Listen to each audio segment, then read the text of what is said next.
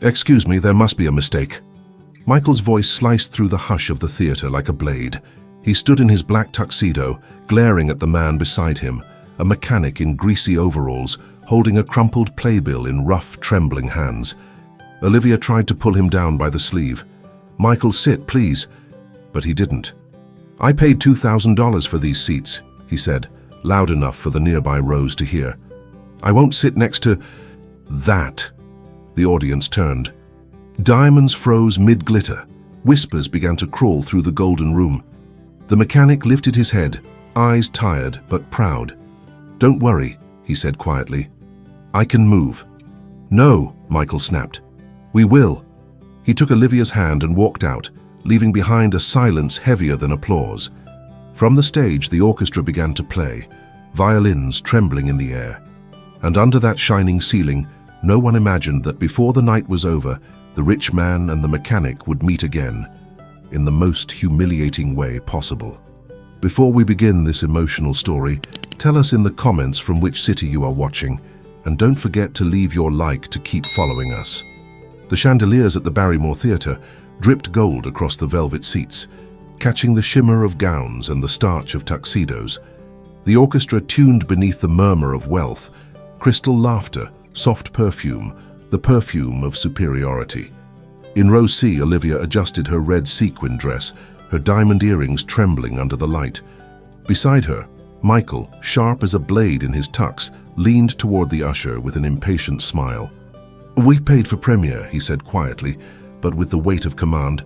"We're not sitting next to—" His eyes flicked to the man in grey overalls. That.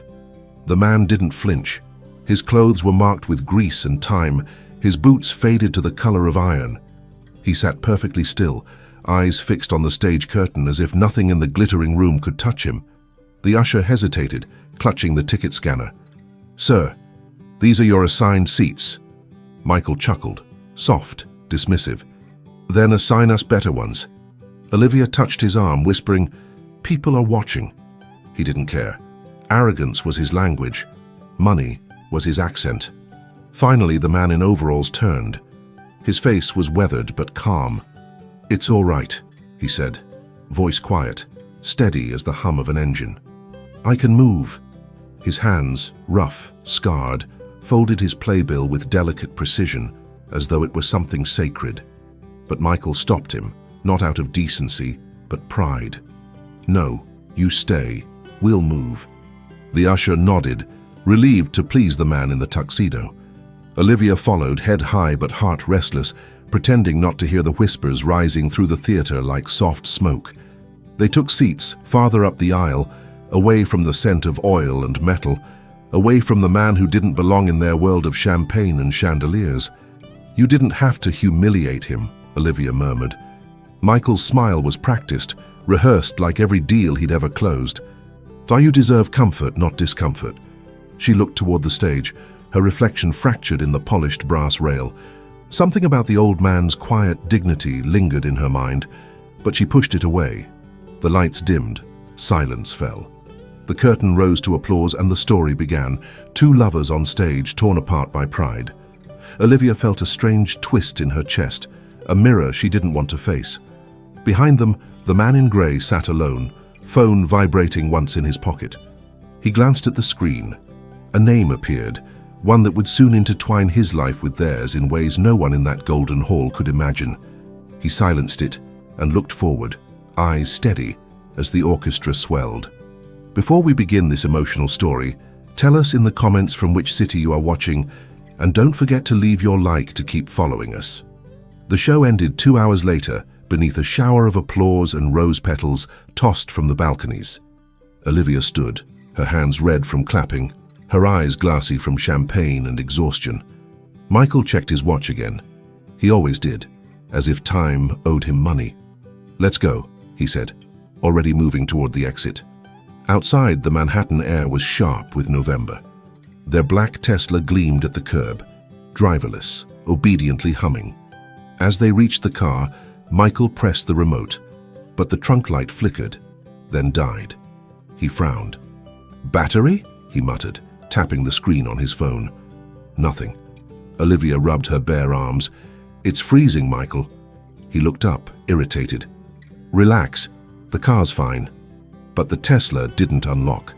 The city buzzed around them, horns, laughter, steam rising from subway grates. A yellow cab passed, splashing slush onto his shoes. Fantastic, he hissed. Then, from across the street, came a familiar voice. Need a hand? The mechanic from the theater stood under a flickering lamppost, holding a paper coffee cup. His jacket was open, and his breath fogged in the cold. For a moment, Michael froze, as if reality itself had chosen to mock him. Olivia blinked. It's him, she whispered. Michael straightened, forcing a smile. No, thank you, we're fine. He pressed the key fob again. Still dead. The mechanic crossed the street slowly, boots crunching on wet gravel. Looks like your power module's frozen, he said, glancing at the sleek car. Happens when the sensor shorts in cold weather. He knelt without waiting for permission, his gloved hands moving with quiet confidence. Michael's tone turned icy. Do you mind? But Olivia hesitated, studying the man's face under the streetlight. His eyes weren't angry, just patient. The kind of patience that came from years of being ignored. A hum sparked from beneath the car. The lights blinked back to life, the dashboard glowing.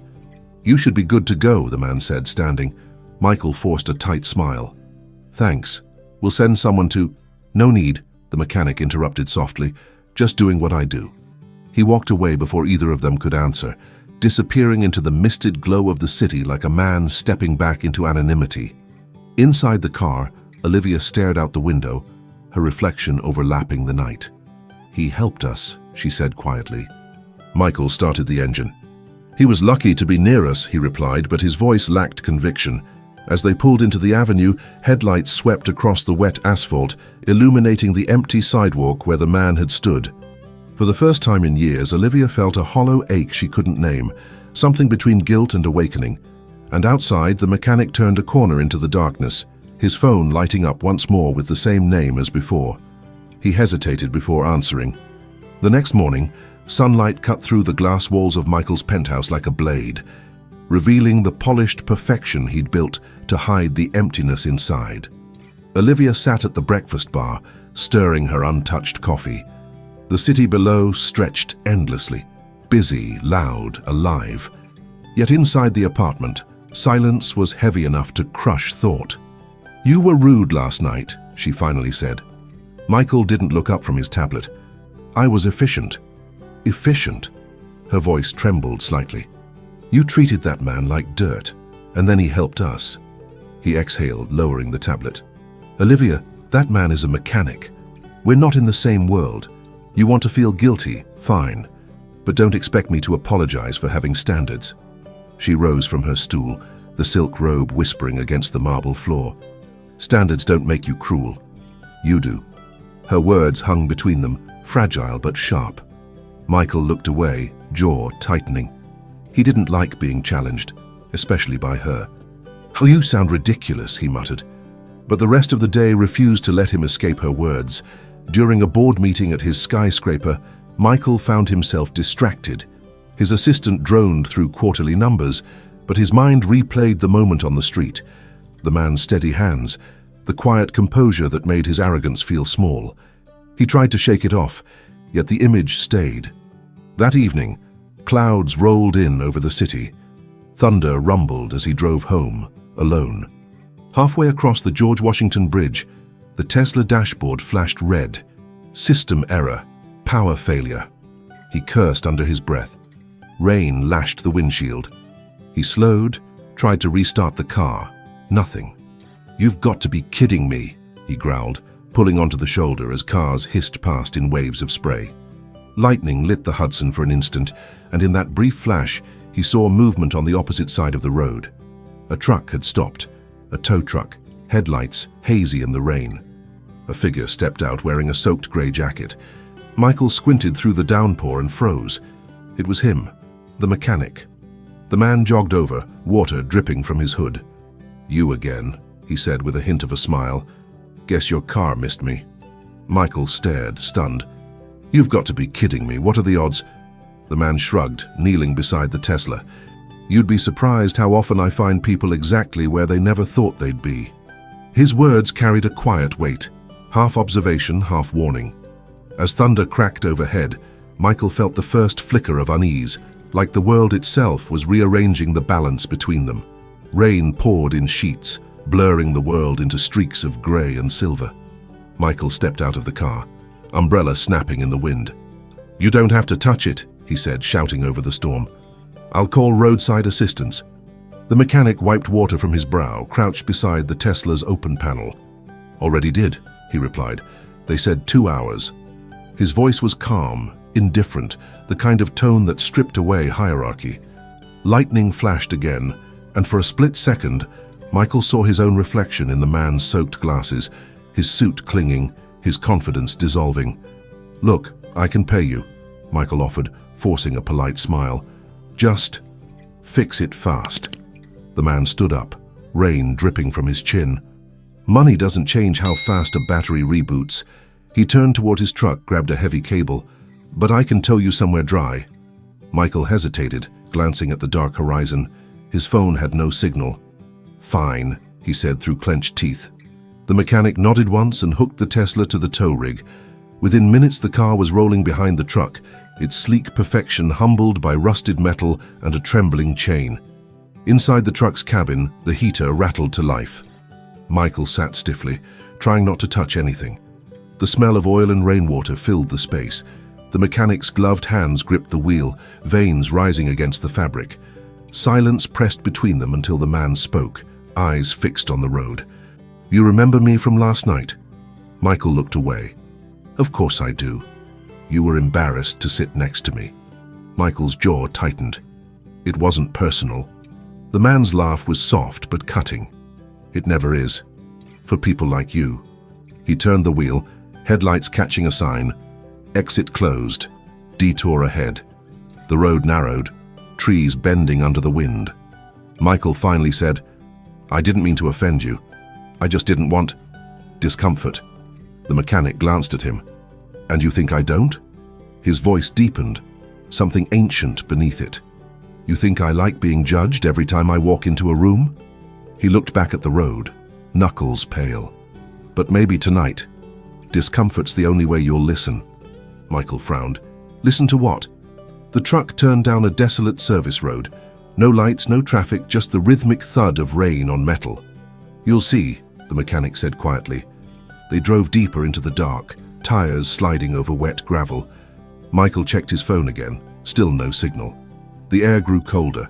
Ahead, the headlights caught the outline of an old workshop, its faded sign swinging in the wind, Bennett's Auto Service. Michael blinked. "Wait, Bennett?" The mechanic parked the truck, cutting the engine. "Yeah," he said, "that's me." He turned slowly toward Michael, rain dripping from his eyelashes. "And we've met before.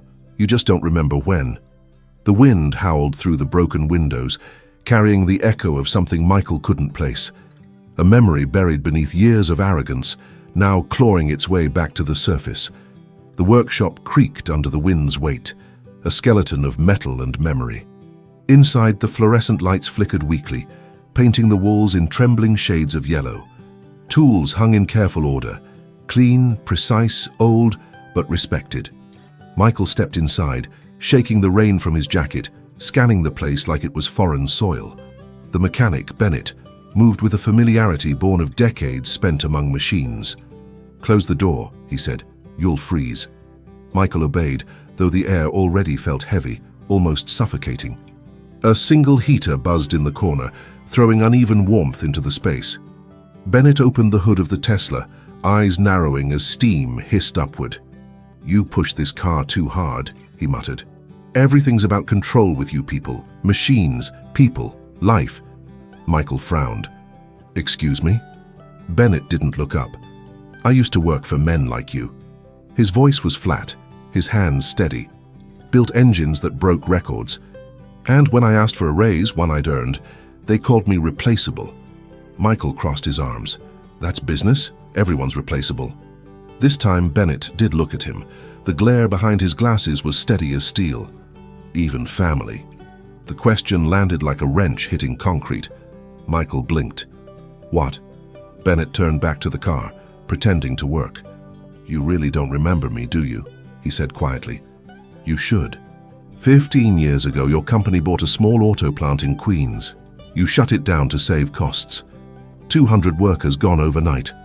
I was one of them." Michael's throat tightened. "That was years ago. It wasn't personal. It was a merger." "That destroyed families," Bennett interrupted.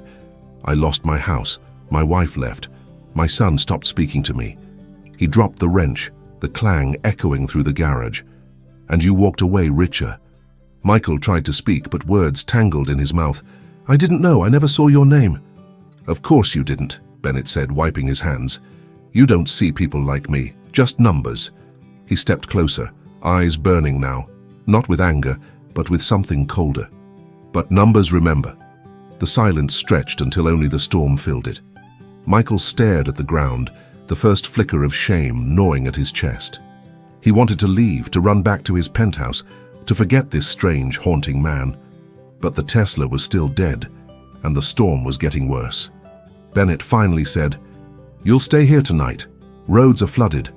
Michael hesitated. "In this place?" Bennett's mouth curved slightly.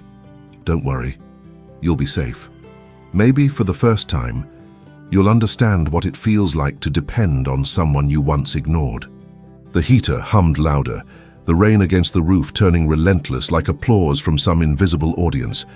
Michael sank into a chair, his reflection wavering in the puddles on the floor, and for the first time in years, the silence between two men from opposite worlds began to speak louder than money. The night deepened, and the storm outside grew violent enough to shake the rafters. Lightning flashed through the cracked windows, lighting Bennett's face in harsh, fleeting glimpses. Michael sat by the small heater, his designer shoes caked in mud, his watch fogged over. The clock on the wall ticked with deliberate slowness, every second dragging him further from his comfort, his certainty. Bennett poured black coffee into 2 chipped mugs. "No sugar, no cream," he said, handing one to Michael. "Didn't think you'd like it, but it's all I've got." Michael took it reluctantly. "Thanks." He sipped and winced. The bitterness stung like truth. For a while, neither spoke. The wind howled, rain hammered, and somewhere in the distance, thunder rolled over the Hudson. Then Bennett broke the silence. "You ever think about what you leave behind?" Michael looked up. "I built a company, jobs, infrastructure. That's what I leave behind." Bennett gave a low laugh, not cruel, just tired. "That's not what I meant." He leaned against the workbench, staring at the floor. "I meant people, the ones who disappear while you climb higher." Michael bristled. "I didn't ask for a lecture." "I'm not giving one." Bennett turned, meeting his gaze. "I'm just telling you what the other side of your success looks like." Lightning flashed again, revealing the photographs pinned to the workshop wall, faded images of a woman and a young boy standing in front of the same garage years ago. Michael's eyes flicked to them. "Your family?" Bennett nodded slowly. "My son, Dylan. Smart kid. Wanted to be an engineer." He paused. "But after the plant closed, he dropped out. Said there was no point building things for people who'd never see him as equal." Michael swallowed hard. The man's words cut deeper than he wanted to admit. "I didn't know it would affect people like that," he said, softer now. "You didn't care enough to know," Bennett replied. "There's a difference." Thunder cracked overhead, shaking the walls. The heater flickered, dimmed, and died, plunging the room into cold blue shadows. They sat in silence for what felt like an hour, the storm wrapping them in its raw, indifferent roar. Then, faintly, Michael heard a noise, a soft, mechanical groan from the corner. "What's that?" Bennett turned. "Generator's down. Might have to fix it if we don't want to freeze." "I'll help," Michael said before thinking. The words surprised even him. Bennett arched a brow. "You? Help fix something?" Michael stood, forcing a weak smile. "Show me what to do." The mechanic studied him for a moment, then handed him a flashlight. "Careful," he said. "Electricity doesn't care how rich you are." Michael crouched beside him, hands trembling slightly as he followed Bennett's instructions. Together they worked in near darkness, 2 silhouettes illuminated by flashes of lightning. And in that fragile quiet, the hum of tools, the rhythm of rain, a strange sense of equality began to form between them, thin but real. like the first spark before light returns. By dawn, the storm had quieted, leaving only the sound of dripping water from the roof. A pale grey light seeped through the windows, falling across the workshop like an old photograph. The generator hummed again, steady and alive, thanks to 2 pairs of hands that had once belonged to enemies. Michael sat on a stool, exhausted. Grease streaked across his cuffs and fingers. Bennett poured more coffee, handing him a mug without a word. For the first time, Michael didn't look disgusted by the dirt. He looked human. "Never thought I'd spend a night fixing engines," he muttered, almost smiling. Bennett chuckled softly. "Everyone breaks down eventually. Machines, people, even pride." Michael met his eyes. "You really hate me, don't you?" Bennett leaned against the counter, arms folded. "I did. For a long time. But hate's heavy. Hard to carry when you're just trying to make it through each day." Silence settled again. The heater rattled softly, the scent of oil and coffee mingling in the cold air. Then Bennett walked to a small shelf, pulling down a wooden box. Inside were letters, folded neatly, edges yellowed by years. He placed one on the table. "My son wrote this to your company," he said quietly. "After the layoffs, he wanted an internship, wanted to prove he could still make something of himself. Never got a reply." Michael stared at the envelope, company letterhead, unopened with his assistant's handwriting across the corner. "Return to sender." His stomach twisted. "I never saw this." Bennett nodded. "Didn't think you had.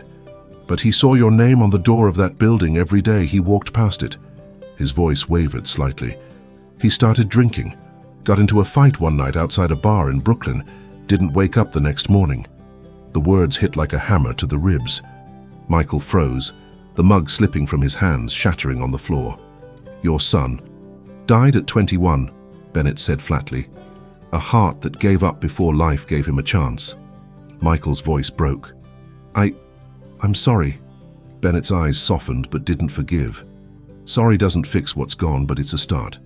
Outside, the sun began to rise, brushing the clouds with faint pink. For the first time, Michael couldn't look away from the light.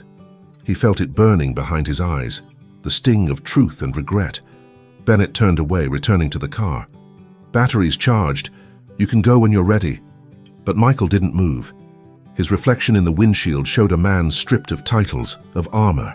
Just another soul searching for redemption in the quiet aftermath of his own mistakes.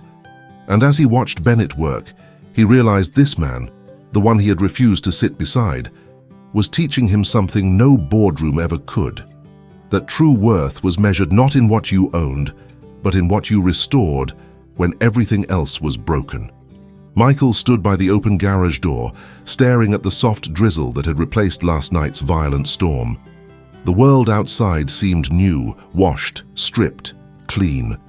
Bennett tightened the last bolt on the Tesla's battery housing, his movements deliberate, quiet. Neither spoke for several minutes. The only sounds were the low hum of the car and the rhythmic tapping of rain on tin. Finally, Michael said, "You should have told me sooner, about your son." Bennett didn't look up. "Would you have listened?" The question sank like a stone. Michael hesitated, then answered honestly, "No, probably not." Bennett sighed. "That's the thing about people like you. You don't hear until the noise stops." He closed the hood and wiped his hands on a rag. "But maybe it's not too late for you to start listening." Michael stepped closer. "If there's anything I can do, help your shop, fund repairs, pay for—" Bennett cut him off with a gesture. "Money can't buy back respect, or time, or my boy." He turned away, his voice low but steady. "But maybe it can do something for the next kid who still believes he can build something real." Michael nodded slowly, his throat tight. "Then I'll do that," he said. "Not as a transaction, as a promise." For a moment, Bennett studied him. There was no forgiveness in his gaze, just understanding. "We'll see if you mean it." Michael walked toward the Tesla, opened the door, then stopped. He reached into his coat pocket and pulled out a silver pen engraved with his company's logo. "This used to mean power," he said quietly. "Now it feels like a reminder." He placed it on the workbench and looked back. "For your son. Maybe it belongs here more than it ever did on my desk." Bennett stared at the pen, its metallic shine reflecting the pale morning light. "He would have liked that," he murmured. Outside, the clouds began to part. Michael started the car, the hum soft but steady. As he pulled out of the workshop, the tires splashed through puddles, leaving ripples that slowly disappeared. In the rearview mirror, he saw Bennett standing by the door, arms crossed, face unreadable. Then the man raised one hand, not a wave, but a quiet acknowledgement that something unseen had shifted. The city skyline emerged in the distance, glass towers glinting beneath a breaking sun. For the first time in years, Michael didn't feel taller than the buildings. He felt smaller, but grounded. He thought of Olivia, of the life he'd been living on autopilot, and for once he didn't want to return to it unchanged. At the next red light, he opened his phone and began typing a message to his board, to his staff, to everyone whose names he'd never bothered to learn. He didn't know the right words yet, only that this time he intended to mean them. And back in the lonely workshop, Bennett picked up the silver pen, turning it between his fingers. He glanced at his son's photo on the wall and whispered, "Maybe the world's finally learning, kid." The sun broke fully through the clouds as Michael drove toward the city, the skyline glistening like a promise he no longer trusted. Traffic crawled along the wet highway, but he didn't mind. Every raindrop that clung to the windshield felt like part of a baptism he hadn't asked for, but desperately needed. He stopped at a red light near the edge of Queens and glanced to his right. There, behind a fogged window, a young man in a grease-stained uniform was sweeping the floor of a small auto shop. For a moment, Michael imagined Dylan, Bennett's son, alive again, head bent over some half-fixed machine, the same quiet determination in his eyes. The thought pierced him deeper than guilt. It felt like grief for someone he'd never known, but had somehow helped destroy. He parked the car and stepped out, ignoring the puddles soaking his shoes. The shop's sign read, "Morales Auto and Tire." Inside, the smell of metal and oil hung heavy. The young mechanic looked up, surprised. "Need a repair, sir?" Michael shook his head. "No, I want to invest." The boy frowned. "Invest?" Michael smiled faintly. "In people like you." He reached into his jacket, pulled out a card and set it on the counter. "Start something real. Training, tools, education. No catch. I just want to help mechanics who still believe they matter." The young man studied him, cautious but moved. "You serious?" Michael nodded. "Dead serious." When he left, the boy was still staring at the card as though it were a map out of somewhere dark. Michael climbed back into the Tesla, breathing in deeply. The air smelled different, lighter, honest. Hours later, when he reached the penthouse, Olivia was by the window, her robe drawn tight around her. She turned as he entered, surprise softening into confusion. "You look different." He set down his keys. "Maybe I am." She searched his face. "What happened out there?" Michael hesitated, then smiled, a small, genuine thing. "I met a man who reminded me what it means to earn respect instead of demanding it." She stepped closer, eyes wet. "And did he forgive you?" He shook his head. "No, but he gave me something better, the chance to change."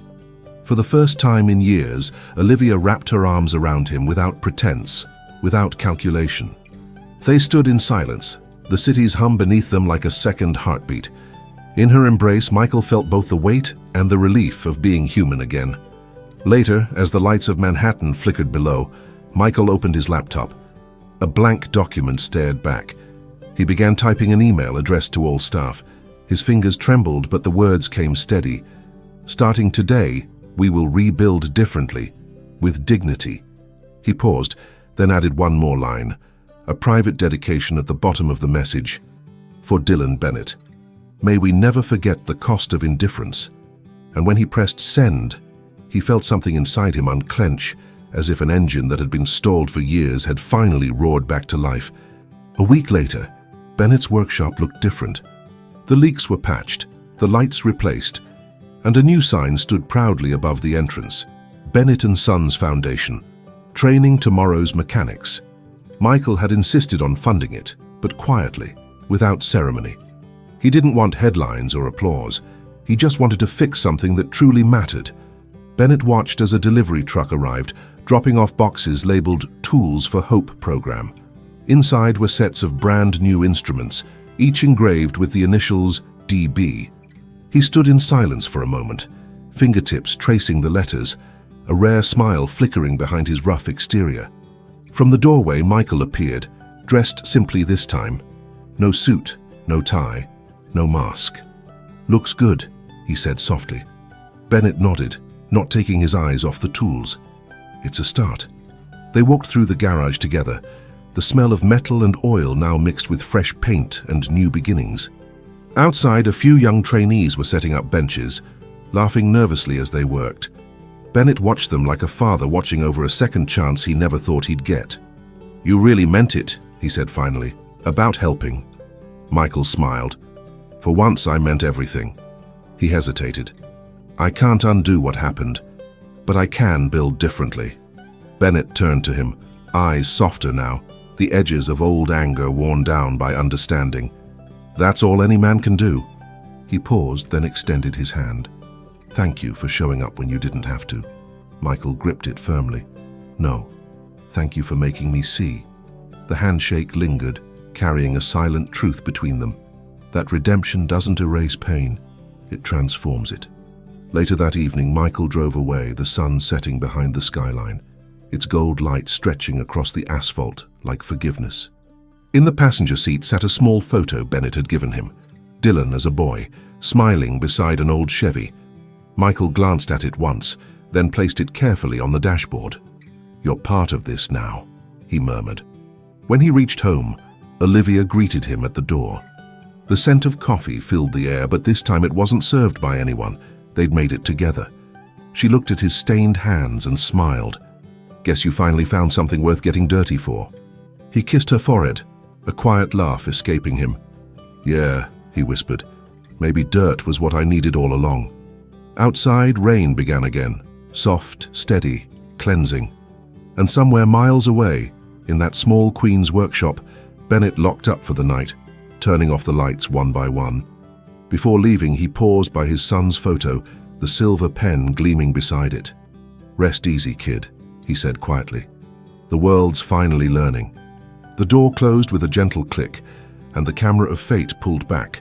Over the rain, the city, the glittering skyline where a millionaire and a mechanic had both learned that dignity, once lost, can still be rebuilt.